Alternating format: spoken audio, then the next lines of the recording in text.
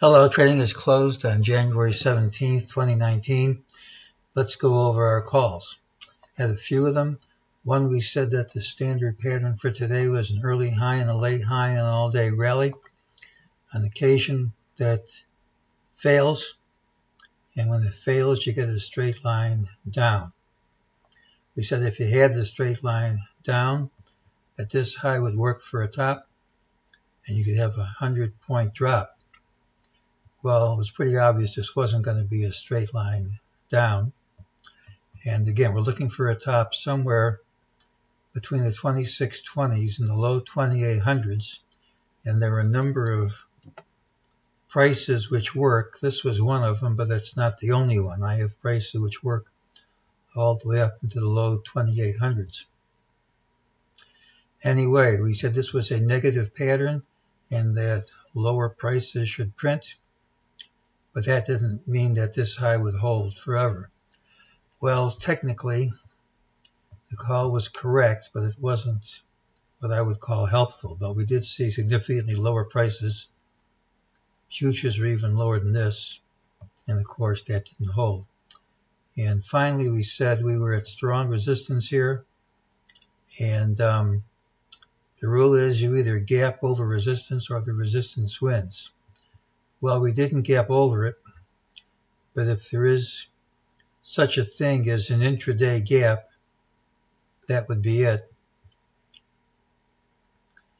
When you break through resistance like this, leads me to believe higher prices are coming unless it's reversed promptly.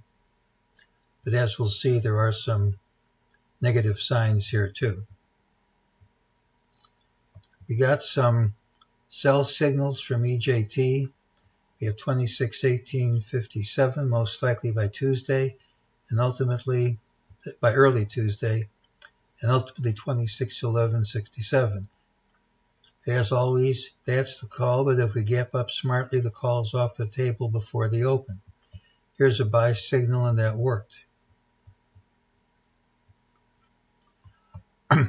Well, that'll have to be the call unless we gap up, but futures are already up, and we broke through resistance, so I'm not confident we'll see those numbers. But suppose I'm wrong, and suppose we don't stay up and start dropping.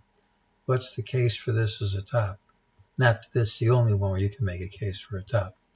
Actually, I watch other people say too. I have a number of other people based on totally different methods who call 2646 as a high. This was 2645. If they're right, they're a lot smarter than I am, but it would be impressive. But even though I don't know what methods they use, that's pretty much the number which they called. Let's see how it works if we reverse. You'll recall at the top, one technique we used was to ignore this low, take this one, draw a straight line, get it there, and the red one went back to the start.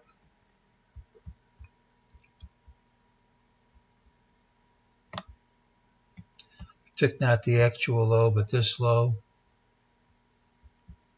connected it to this, and they connected at that point. It's one of the techniques I use. Now you can do the same thing here. You forget about this high.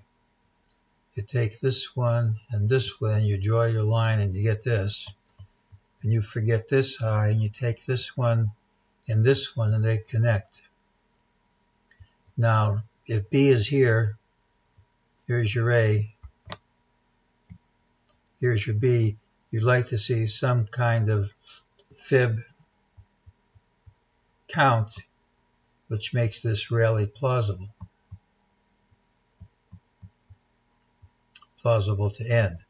Well, if there's your A, here's your ABC, and there are the numbers. Just forget this garbage here. I was playing around with stuff.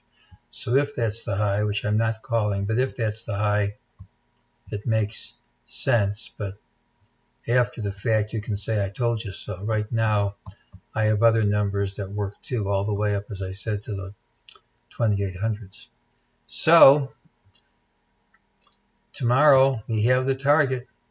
If we don't gap up smartly, expect to see this by Tuesday and ultimately this.